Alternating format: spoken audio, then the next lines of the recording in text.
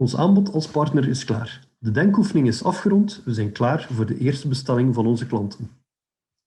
Stel, een van onze klanten plaatst een bestelling op de Combel Small formule. Wat doen we nu? We gaan naar Accounts, klikken op Account toevoegen, selecteren de gewenste formule en klikken op volgende stap.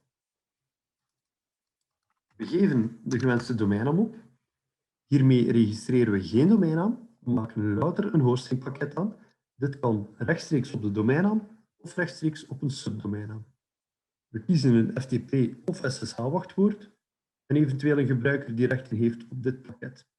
Vervolgens klikken we op Account toevoegen en binnen enkele minuten verschijnt het pakket onder Accounts. De bestelling is bij deze vervolledigd.